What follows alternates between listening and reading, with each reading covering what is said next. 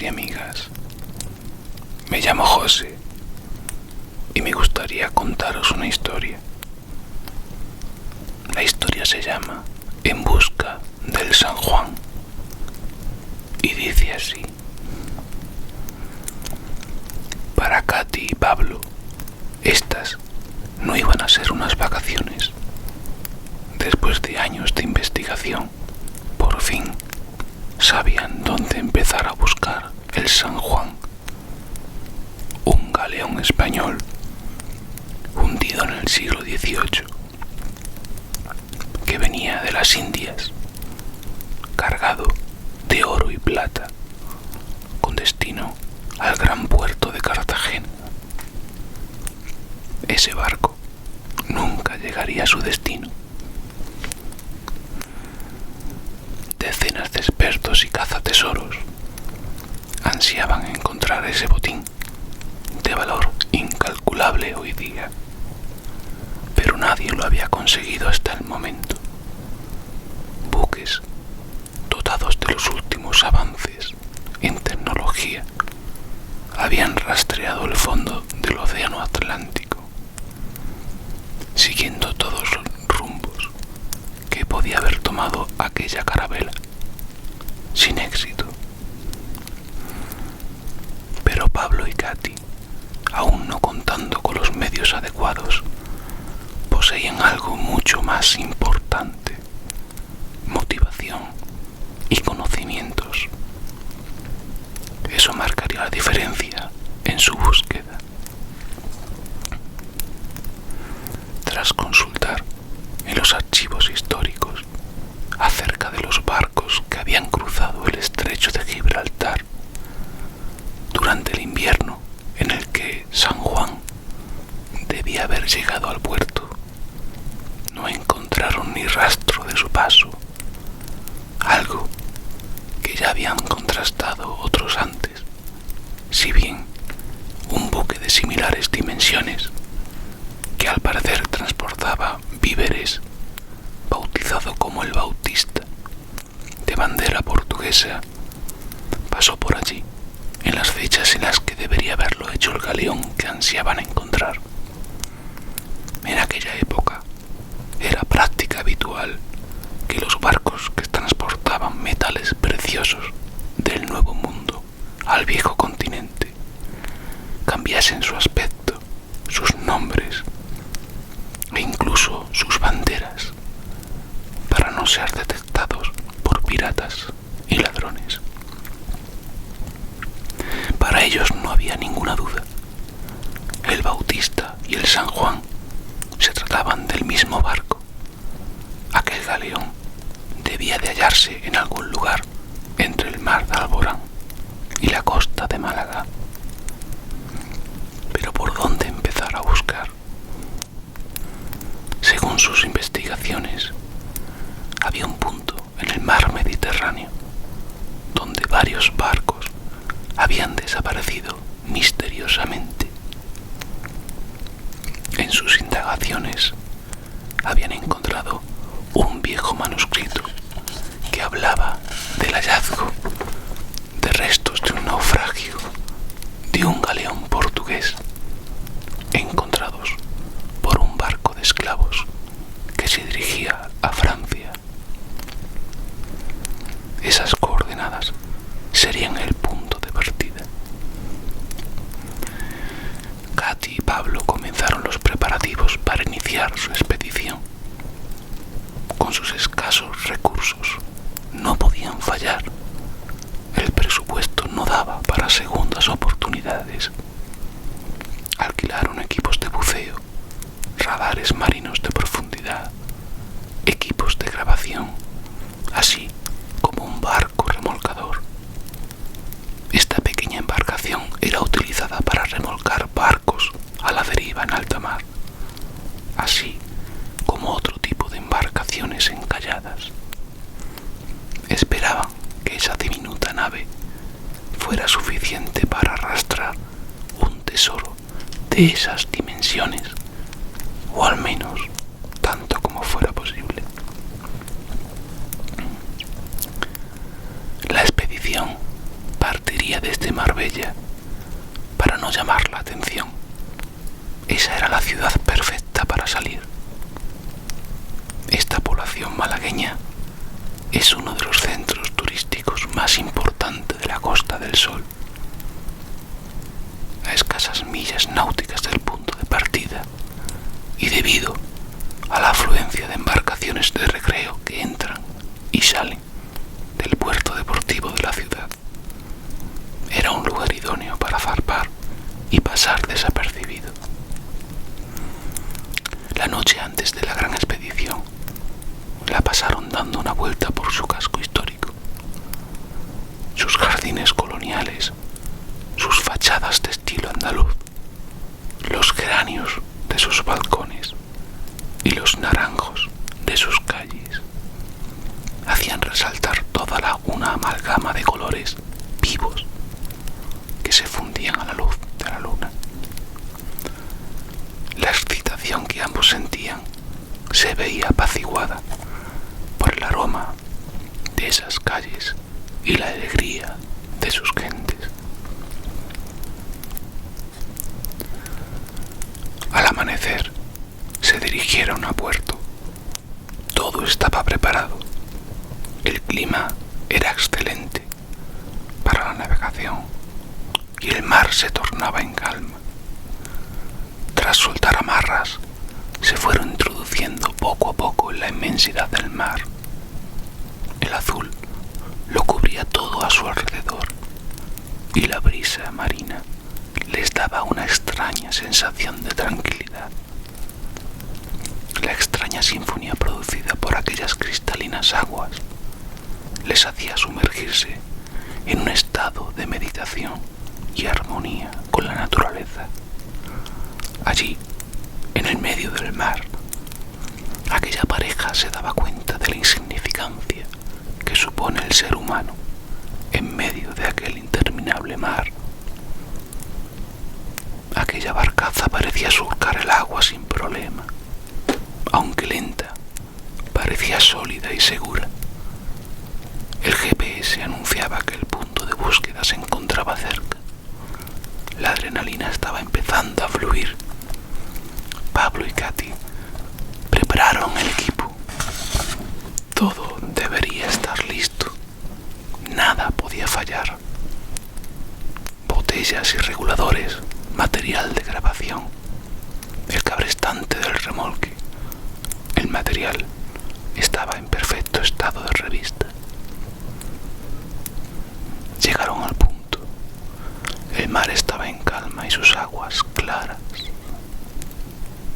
Tras echar el ancla, se enfundaron sus trajes, se colocaron el equipo y sin dilación se echaron al mar. No había tiempo que perder y sin licencia para explorar el fondo marino cada minuto contaba. Tras comprobar que todo el equipo funcionaba con normalidad y que no habían olvidado nada, comenzaron a aletear. Los lastres de sus cinturones hacían que se sumergieran hacia el fondo del abismo con velocidad. La fauna marina vagaba a su alrededor sin echar mucha cuenta de aquellas dos siluetas. Un reloj, alojado en la muñeca de Pablo, le iba indicando a dónde se dirigía. En aquel fondo marino no había digno de mención. Nada. Algunas rocas y bancos de peces era lo máximo que podían divisar en su expedición marina. Pero ese no era un viaje de placer, sino una misión de búsqueda. Lo que para otros hubiese sido un paseo por el paraíso, disfrutando de unas vistas idílicas, para ellos era un cúmulo de frustración. Pasaron horas y el oxígeno de las botellas se agotaba. Tenían que subir. Volvieron al barco decepcionados. Las coordenadas no eran las correctas y habían gastado todo el dinero del que disponían en el alquiler de todo el equipo. Estaba oscureciendo y debían detener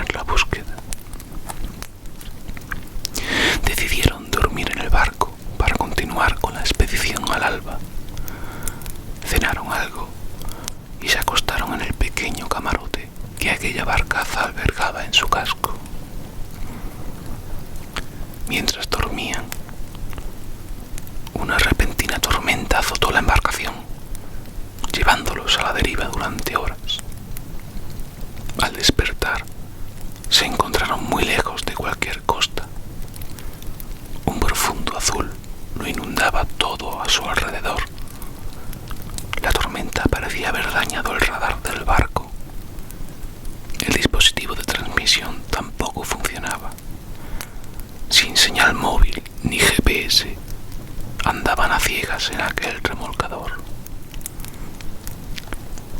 El agua y los víveres aguantarían un par de días más. Esperaban que fuera suficiente para alcanzar tierra firme. Pablo y Katy intentaron mantener la serenidad y no caer en el pánico. Tenía que haber alguna forma de encontrar el camino.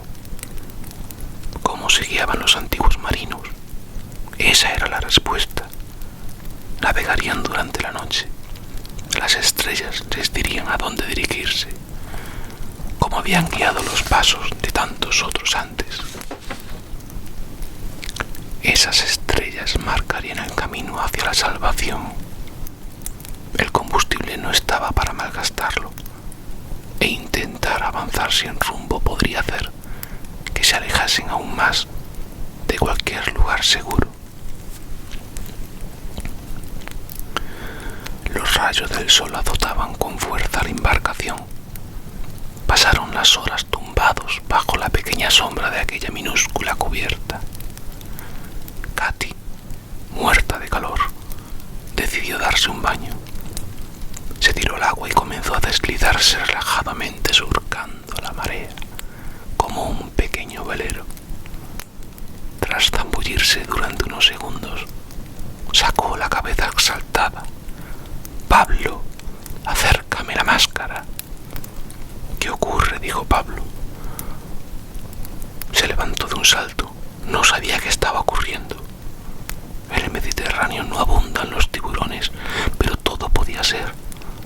Sin pensarlo dos veces, Pablo lanzó la máscara de buceo a Katy y se zambulló con la suya puesta. Cuando Pablo llegó a la altura de Katy, ésta le hizo indicaciones. «Pablo, sígueme». Tras esas palabras, Katy se sumergió. Pablo siguió la figura borrosa de Katy. Parecía hacerle indicaciones con las manos como si quisiera enseñarle algo. Pablo miró hacia el fondo marino y entre la oscuridad de las profundidades distinguió lo que parecía ser un mástil, el mástil mayor de una especie de carabela. No lo podía creer. Quizás ese mástil perteneciera al San Juan. Quizás esa tormenta les había hecho tener un fuerte golpe de suerte, llevándolos al lugar indicado. Sin perder un segundo, prepararon el equipo y comenzaron con la expedición. Se sumergieron lentamente alumbrando con un gran foco de luz que provenía del equipo de grabación. Tenían que dejar constancia de todo. Ese hallazgo podría hacerles famosos. Se dirigieron hacia aquel gran mástil de madera putrefacta. A medida que bajaban, el foco de luz dejaba ver más partes del barco. El mástil de mesana y trinquete y los trozos de las velas que aún colgaban de ellos. Llegaron al casco. Parecía estar partido en dos. Continuaron la inmersión. El estado de conservación parecía impecable. Nadie nunca había estado allí antes. La carga también parecía estar en perfectas condiciones. Varias cajas de madera de gran tamaño se golpeaban en el fondo. Pablo se acercó a una de ellas mientras Katy grababa la escena. Con un cuchillo, Pablo logró quitar una de las tablas para ver cómo la luz del foco volvía hacia sus ojos convertido en un reflejo dorado. Cientos de piedras de oro de todos los tamaños flotaban en el interior de aquella caja olvidada por el mundo. Katy y Mario se fundieron en un abrazo. No se lo podían creer. El valor de ese tesoro era incalculable y estaban a un paso de ser inmensamente ricos. Volvieron al barco para bajar el cable del remolque. Sin GPS y sin ningún sistema de posicionamiento, tenían que intentar llevarse tanto ese tesoro como fuera posible. Bajaron el cable y lo engancharon a una de esas cajas. Accionaron el cabrestante y este comenzó a mover la caja con dificultad. Parecía clavada en la arena. Pablo y Katy empujaron la caja para intentar desencajarla. Esta comenzó a moverse. De forma repentina la caja se levantó del suelo para dejar ver cómo la misma tapaba la entrada de un túnel cuya corriente succionó a Pablo y a Katy como si una aspiradora se tratase. Bajaron varios metros a una velocidad vertiginosa. Ambos intentaban agarrarse el uno al otro sin conseguirlo. Ninguno de ellos quería pasar los últimos momentos de su vida solo. Tras sentir un fuerte golpe, se vieron en el interior de una gran cueva subterránea. Parecía haber oxígeno en aquella bóveda. Ambos se quitaron las máscaras de respiración para comprobar que la atmósfera era respirable. Aquella cueva se abría frente a ellos, dejando ver una inmensa ciudad subterránea con miles de edificaciones. Algo se acercaba, una persona con un extraño atuendo futurista. Saludos, sois las primeras personas que llegáis aquí desde hace siglos, dijo aquel extraño ser.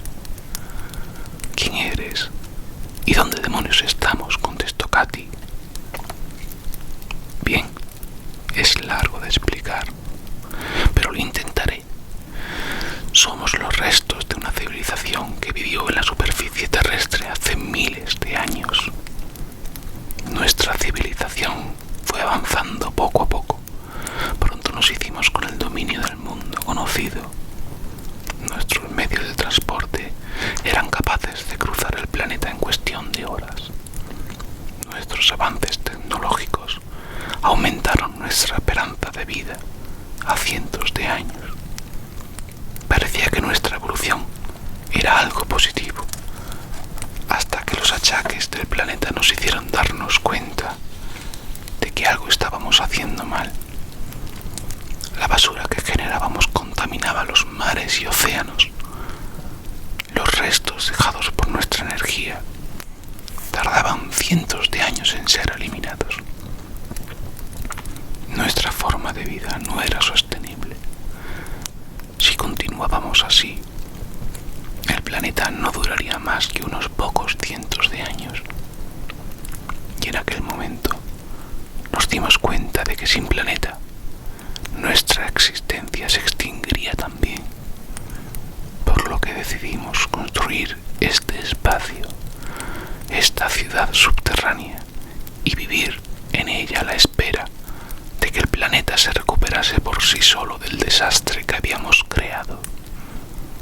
Llamamos a esta ciudad la Atlántida, y de la noche a la mañana desaparecimos de la superficie del planeta. Aquel ser les enseñó la ciudad y les guió amablemente hacia la salida. Después de esto, hubo un antes y un después en sus vidas. Sus anhelos comenzaron a ser otros. A partir de este momento, dedicarían sus esfuerzos a difundir el mensaje de los atlantes. Sin planeta no hay vida. Espero que os haya gustado mi relato. He estado encantado de haberlos leído y me gustaría leeros algún día alguno más. Muchas gracias por escucharme. Ya puedes puedes dormirte. Un beso.